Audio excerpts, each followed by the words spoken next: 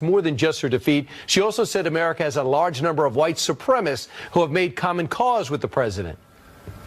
I think there has proven to be more white supremacists and white nationalists than I wish there were in our country, as we saw tragically in Charlottesville and other places.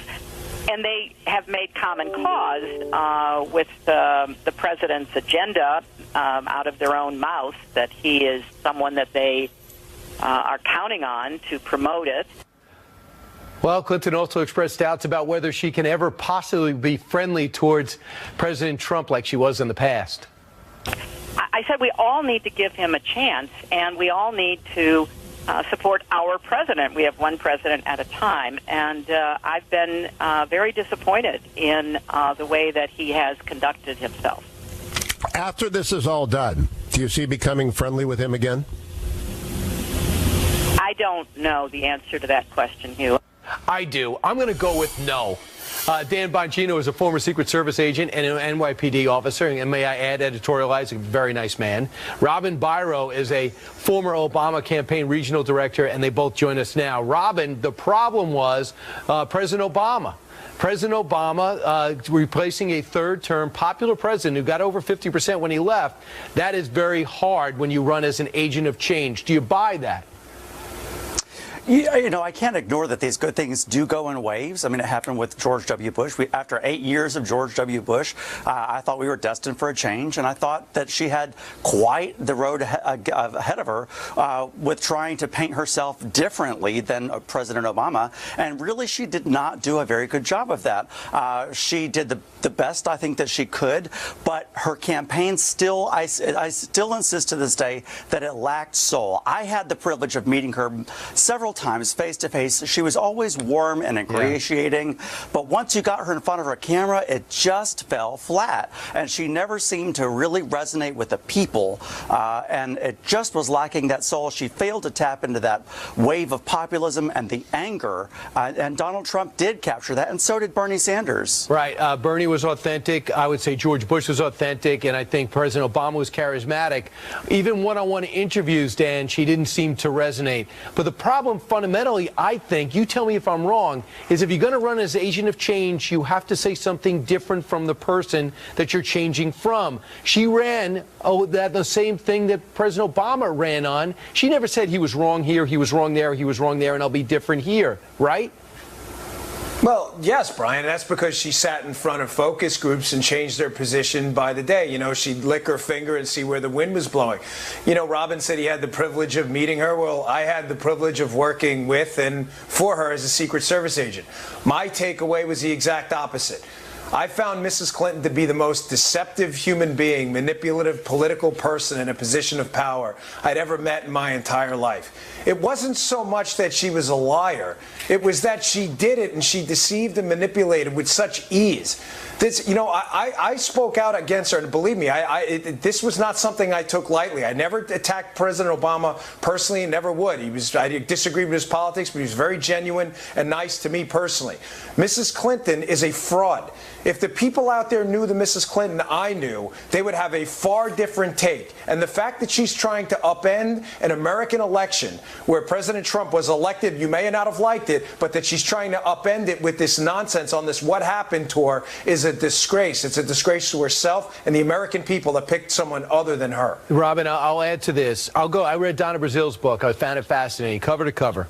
She says that no doubt about it, they took the African-American vote for granted. There didn't seem to be any push for any local radio. There was no push to go with the yard signs and the person-to-person interaction. It was all about analytics, about a bunch of 30-something years old who thought they knew it all. You know, and I'm personal friends with Robbie Mook, and I worked with him in South Carolina on the primary on this campaign. And the entire first section of the book, What Happened, does dedicate to the mistakes of the campaign, her own personal mistakes that she does own up to. Where you're exactly right, they got too much into the weeds, into the analytics. They surpassed the flyover states, the Middle America votes. We took those for granted. There were a lot of mistakes. Granted, the book is a complete assessment of everything that factored into this, which there was a lot that factored into it. But, I think that she does take credit for her mistakes. But in the end, the message was basically that she was embarrassed. She felt like she let her supporters down. That's why she stepped away from the public eye for quite a while and is just now making this foray to sell books. But I want to point something out, Brian. I just hope that the point of selling these books is not to try and push Chelsea Clinton to run. Please don't do it. I know. Dan, do you believe that the Democratic Party is turning the page when you see Kirsten Gillibrand stepping up and talking about her husband, and when you see others not really running to Hillary's side? She's selling books, got Book of the Year by some club, but I don't think she's winning over people, Dan. I don't see conversion. I don't see any conversion here. Brian, I've lost elections. I lost a tough one in Maryland. And you know what? You move on. Nobody likes a sore loser. Everybody hates sour grapes. I lost an election that they called the race 3 days later, and I'll never forget someone calling me and saying, move on. Move on. Don't bother with these lawsuits. Just do it. And that's what we did. Please, listen, I know Democrats aren't going to take any advice from me. I'm a conservative Republican. But she is not the hill to die on, the Clintons. Let her go. It is time to throw them overboard here. They are not genuine people. I can make the case to you strongly, having been around them and knowing them far differently than others, maybe including Robin, I'm not sure, that they have been the most destructive force in American politics in the last 50 years. Nobody close to them. They have absolutely decimated Americans' faith in government by everything they've done. It's really a shame, and it's time for the Democrats to unmoor themselves from the Clintons. And I would say a couple of things. Al Gore, I've never been more in awe of him. He had his heart broken with that election, no doubt about it. He won away. I thought that John McCain said, I blew it. He kids about it right away. Bob Dole won people over the day after the election. He goes on Letterman, and people had a warm feeling for him then. It's the way you lose, not if you lose, that wins people over. And Bush 41's another great example of that. People thought he was a failed president, not in retrospect. Thanks so much, guys. Rob and Dan, great work. Thank you. And have a great Thanksgiving, but we're not done. Newly filed court documents reveal that Fusion GPS, the company behind the infamous Trump dossier, made payments to at least 3 reporters in 2016 and 2017. Todd Shepard is an investigative reporter at the Washington Examiner. Thor Halvorson is the CEO of Human Rights Foundation, is directly linked with GPS, and he'll tell you about it in a second. First, to right now to the story that broke in the Washington Examiner. 3 reporters say, and who wrote things against Donald Trump on the payroll from GPS. What does this mean to you? Well, Brian, first of all, the documents that we looked at, it shows that these journalists were paid in a contract manner, so I can't necessarily say that they were on the payroll.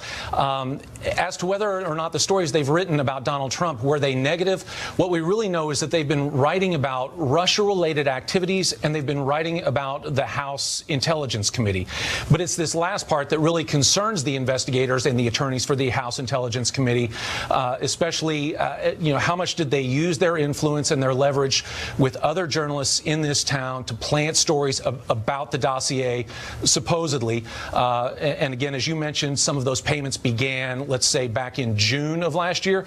So that would be about the time that the court documents also reveal that they were sending Christopher Steele, the British spy who assembled the dossier, that they were sending him out to pitch the dossier to media companies all in D.C. and up in New York City. Thor, what does this mean to you? You know Fusion GPS. They did some work with you, on you, rather, I should say. Well, yeah. Important clarification. Fusion GPS was hired to smear me and to smear a group of us who were whistleblowing about a Venezuelan corruption case. A group of criminals in Venezuela hired Fusion GPS so that they would then smear us. They created a dossier smearing us. They did one on me personally, smearing me. They took that dossier to the Wall Street Journal. It did not work. The reporters there would not bite. Ultimately, they found an out-of-work reporter, Ken Silverstein, in Washington, D.C., and he took their money and then then took what was in that dossier and published a fake news story. What Fusion GPS does is create fake news. They get paid to smear people. And the fact that the House investigators have actually found these 3 journalists have been paid, they should unredact that. And I should note that just because it's in their banking records doesn't mean that there's not a whole bunch of other journalists that didn't get paid in cash. I have no doubt that they've also paid journalists in cash. It's what Fusion GPS does. And a lot of journalists don't want that on the record, so they want it in cash. This is a massive scandal, and the mainstream media knows that there are negative repercussions. And so this is why this must all come out. This must all be unredacted. There should be more and more information about who's getting paid. What are they getting paid for? Right, Thor, I can tell you're fired up. Todd, this is part of the negotiations, wasn't it? Before GPS came to the table to speak to the House Intelligence Committee, they were so reluctant to come out. Maybe this was part of the negotiation. I will admit there are reporters, but I will not tell you their names. And that, to me, is not something the Intelligence Committee should have the right to do. We need to know.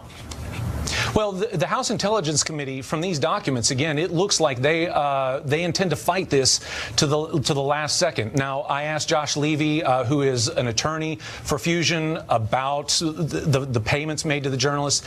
They said, look, we never pay a journalist to actually do a story, but we do pay journalists to do some contract investigating, and it never really ends up, they never write on the stories in which they investigate. But I think Mr. Halverson alludes to some very serious issues here about conflicts of interest. Look, conflicts of interest don't have to be disqualifying for a journalist. But if you're a journalist and you worked for Fusion on, let's say, some entirely separate project, and then you're reporting on the House Intelligence Committee in September of this year, in October of this year, when it's entirely about Fusion GPS, you owe it to your media-consuming public at the bottom to have a disclaimer that says, I've made money from Fusion GPS in the past. Right. And Thor, unfortunately, we're going to have to leave it there. We do have some breaking news to go over, but thanks so much. Fusion GPS, we have to find out a lot more about that. We're going to realize the Russians are loving this because they played both sides effectively, creating confusion and distrust in America. Guys, thanks. Have a great Thanksgiving. Here we go. A Fox News alert, this just crossing.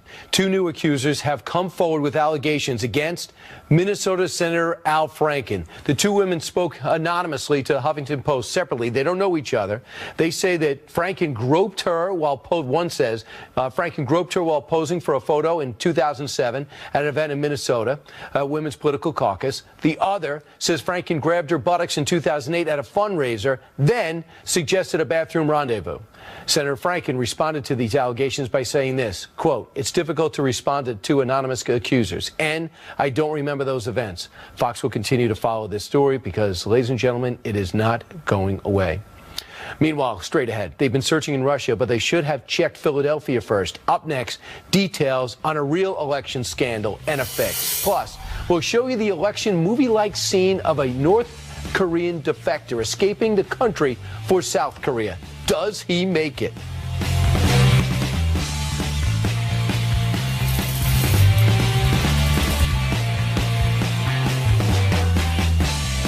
All right, Donna Brazile may have bashed Hillary Clinton in her new book From Cover to Cover, but she allied with the former presidential candidate on one thing, believing last year's election was rigged. Here's what Brazile had to say yesterday. My personal view is that it was not a legitimate election. So it doesn't count? Chris, remember, I am the campaign manager of Al Gore in 2000. And where, as you well know, the Supreme Court decided. This election will always have an asterisk by. Really? The whole book is about how Hillary Clinton blew it. Well, Brazile is right in one way. There does seem to have been a rigged election recently, but instead of Donald Trump, it involves a Democratic Congressman, Bob Brady. He's under investigation right now by the FBI for allegedly, get this, paying a political opponent not to run against him. Ethan Bierman and Dana Lash join us right now. They're both on the radio and extraordinary at that. Dana, for you, this is unbelievable. They're saying that he paid his opponent $90,000 not to run. Maybe he didn't do it, but his campaign did, and now the FBI is looking into it. Yeah. Well, he's implicated in this, and Brian, good to be with you. Happy Thanksgiving to you and everybody out there. He's definitely implicated in this, and then as well as Jimmy Moore, who is the other individual who is challenging Brady for this seat. He's alleged to have falsified some of the accounts to the FBI, which you never lie to the FBI. That's one of the most common charges that they bust some of these politicians and other individuals on, is lying to the FBI. You don't do that, but he did, and that seems to be kind of par for the course. If you can't win, then you're going to have to buy your way, or you're going to have to steal. And we did see that in the Democrat primary with certain caucuses and primaries and superdelegates, Brian. So this, I mean, I'm not surprised, but I mean, $90,000 to pay someone to not challenge you. And where's the left on this as well? Because it seems like Moore was disenfranchised of an opportunity to challenge an establishment guy. Right, Ethan, I mean, we don't want another country infiltrating into our election. We got that. We don't want a party deciding what the candidate. We got that. But what about a candidate paying another one? This is just one election, but do you worry about a trend? Do you think this is an anomaly? I do see this as an anomaly, but this is horrible. I mean, there's no defending this activity whatsoever. He should be absolutely held to account, and if he's found guilty in a court of law, should pay the fullest price that our law allows.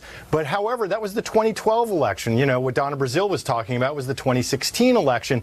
And what we're all forgetting about this while we're talking about the Democrat in Philadelphia, we have the former Republican chair of the Colorado Republican Party who is under indictment as well for voter fraud. So there's a Republican here. But we really, Brian, I can't say this enough, and by the way, happy Thanksgiving to you both as well. Can't say this enough. We can't take our eye off the ball. Russia has been intentionally coordinated attacking us on the internet, our infrastructure, our voting systems. We can never forget that. I don't care if you're Democrat or Republican, that government is unfriendly to us. So let's not just make this into a Democrat and Republican debate. We have to keep our eye on who the actual enemy is here. Dana, I'm sure you agree with that, and we don't want to just focus on this one Pennsylvania election, Yes. but we should. If we could possibly pull politics out of this and focus on what Russia did, because we have to put a stop to this. Because if Russia can do it, China can do it. My goodness, North Korea could do it. You're absolutely right, and I'm wholeheartedly against that. I mean, and that's one of the things that we know, that Russia wanted to get involved in our elections. We know that they wanted to have some sort of influence. So far, the DOJ and FBI have not verified anything that was in that dossier that's been going around, that they've had an entire year to look at and verify. And this is why, Brian, I'm so against anybody for political gain conspiring with the Kremlin through a firm and substantiating a FISA warrant on a private citizen based on nothing more than Kremlin gossip. And that's entirely why that I have taken a very strong vocal stand, as well as you and so many other individuals. And you're right, it shouldn't be about party, which is why all Democrats and Republicans alike should come together at the Thanksgiving table in a moment of unity, Brian, and say that was bad what Fusion GPS did. Right, but I thought I was told by experts not to bring up politics. But back to politics, because we're on television. Ethan, do you believe that this election needs an asterisk, like Donna Brazile just came up with Chris Matthews and said? I don't know that we need to go that far, but I want to add to something that Dana was just saying there. We know how bad the Russian hacking is. The Fusion GPS, that's not hacking. That is political pay. That's money going under the table to somebody who maybe is dirty. We don't know all the details of that. But the hacking is legitimate. The hacking is concentrated and concerted attacks on our infrastructure. Ethan, don't forget, Ethan, in what you're saying is correct, but which is why I wanted the DNC to let the FBI investigate, and they refused to do that, which I found incredibly troubling. Get your head around this. They don't need the server. Right. Get your head around this for a second. You know that the Facebook ads and things, and you believe that they hacked into the election for Donald Trump. Do you also believe that possibly Fusion GPS lured the Clinton camp through them into Russia because they promised that they knew things about Donald Trump that would blow up his campaign? Isn't that virtually the same thing, if that indeed was the case, which we're about to find out, I believe? Well, I don't see that as the same thing. First of all, what we seem to be missing in the conversation about Fusion GPS is the main person there is from one of our closest allies, Britain, and the MI6 spy agency. So he's a free agent. He's not representing the British government. A free agent now, but had a great track record before this dossier. Don't forget that we had actionable intelligence from him in previous dossiers. So this isn't all bad. But it's not been verified. I don't disagree that. Well, the previous stories that happened, yeah, no, some of them have actually, but the deal here is no, with Fusion actually GPS, they haven't. If there is something the DOJ nefarious, and FBI have not verified those. Okay, well, we can debate that separately, but if there is something dirty that happened with Fusion GPS, I've always supported getting to the truth and holding people accountable, and if that is the case, let's find out and hold people accountable. All we know is that Paul Manafort can't leave the House. That's all we found out in a year. Dana, except for tomorrow. Ethan, thanks so much. All right, coming up straight ahead, the president is picking another fight with the NFL. What's got him mad this time? We will tell you when we return. The league is considering keeping teams off the field during the anthem now. That the plan is a powerful critic to not having the team show up for the national anthem, having the sidelines totally empty, and that is President Trump, pretty powerful guy. He tweeted this out this morning. The NFL is thinking about a new idea, keeping teams in the locker room during the national anthem next season. That's almost as bad as kneeling. When will the highly paid commissioner finally get tough and smart? The issue is killing your league. Speaking right to the NFL and to you. Britt McHenry is a former ESPN host. He contributes to The Federalist and joins us right now. Britt, first off, the NFL's idea, do you think the president's the only one who doesn't like it?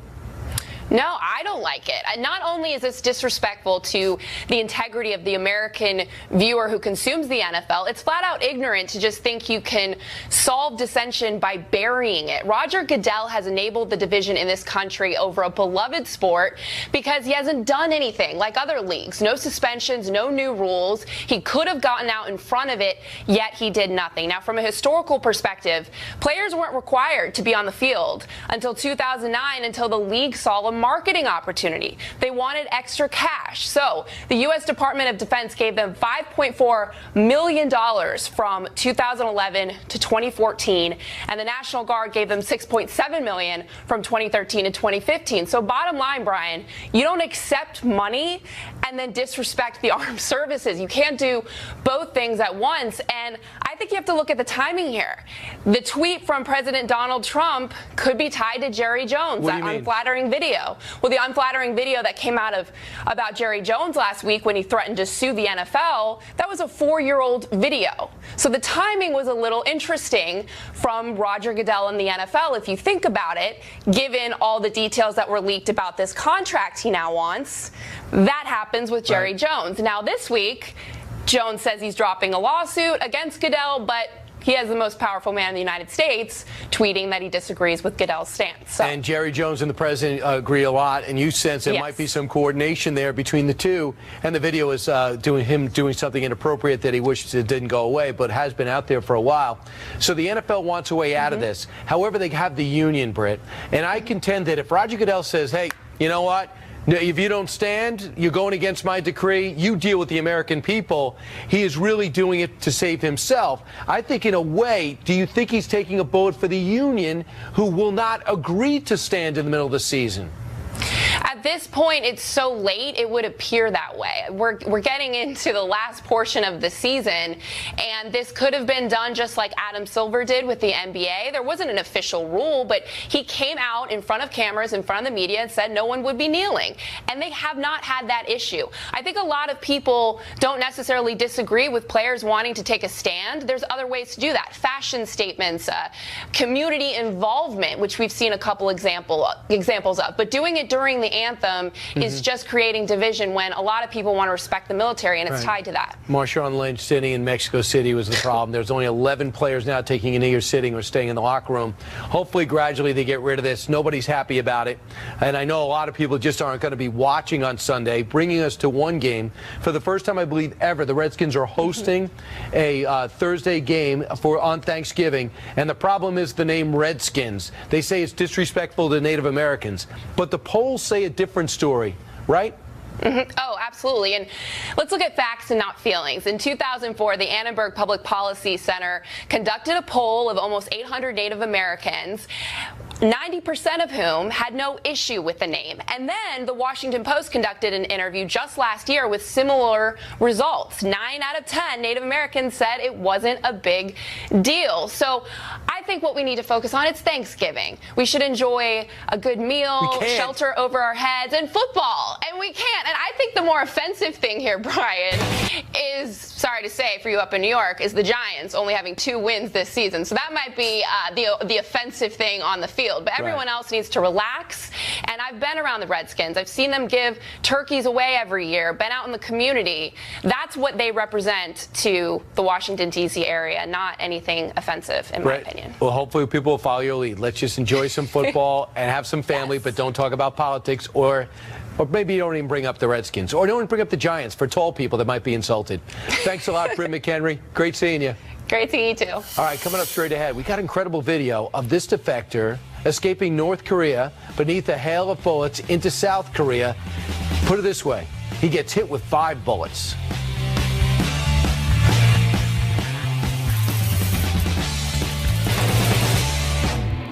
All right, dramatic new video shows this perilous escape of a North Korean soldier defecting to South Korea.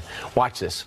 The defector's driving a Jeep on the North Korean side when he breaks through a barrier and heads for the border while the soldiers scramble to get him on the north side. He eventually runs the car into a ditch and bolts over to the South Korean side while soldiers fire at him, but just barely getting there, getting shot at least 5 times, and they say about 40 shots rang out. Now, one of the North Korean soldiers chasing him briefly crosses the white line, marking the territories between North and South. He realizes he's in the South, and he panicked. That soldier takes a couple of steps into the South, retreated.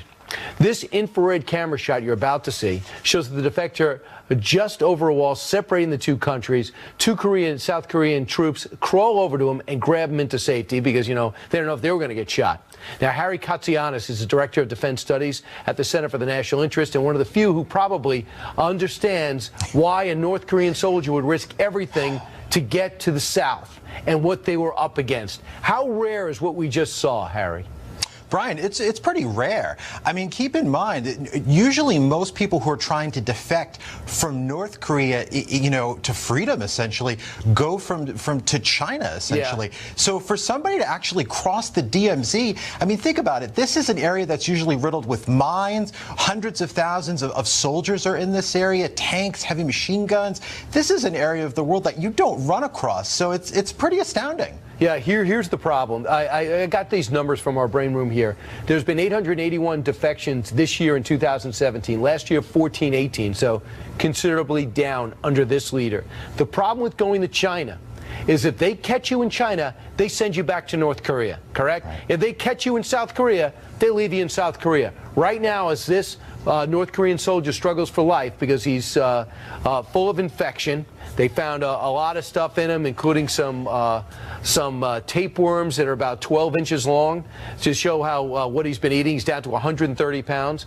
As he struggles for life, there's no fear of him going back to the north, right? The South will take him. Right. I mean, Brian, I think of it this way. If the North Korean-South Korean border is the modern-day equivalent of the Berlin Wall, essentially. This man was willing to risk his life to get to freedom. And we have to think of it also this way. His family, if he does have a family in North Korea, could also be in tremendous jeopardy. Sometimes as many as 3 generations of somebody who commits an act like this are going to pay a very high price. So we don't know what's going to happen to him, to his family. Also, the reports that of what he's going to go through, he's going to face deficits in terms of nerve damage. They almost had to amputate his arm. So what he was willing to sacrifice, it really shows you what an elite North Korean soldier was willing to do. He was willing to risk his life. Harry, give me an idea of what's going on the inside of North Korea, because if the people are that unhappy, if they're suffering to that degree, is there a chance North Korea can solve this problem themselves, or is the government so insulated there's no chance for a civilian army to rise up?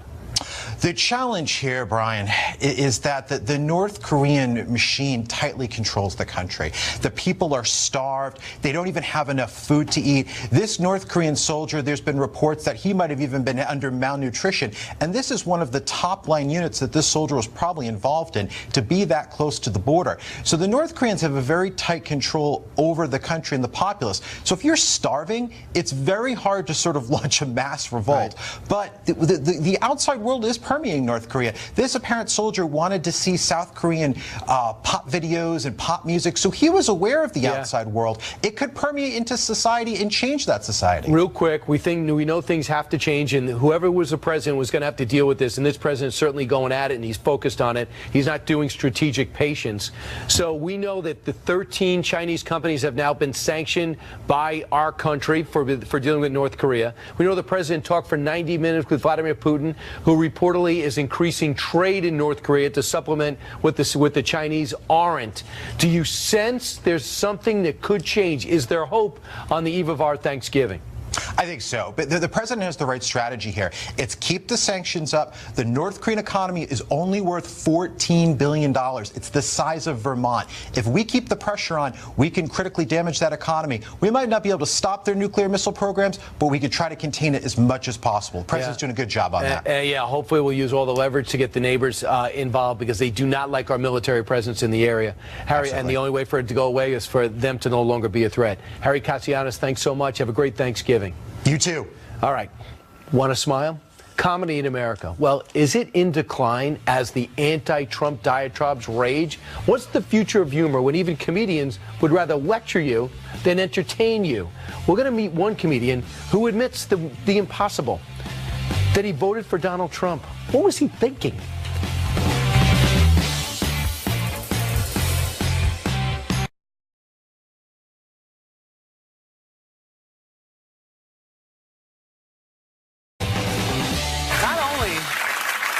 Are these tweets childish and embarrassing? They're also part of a disturbing pattern.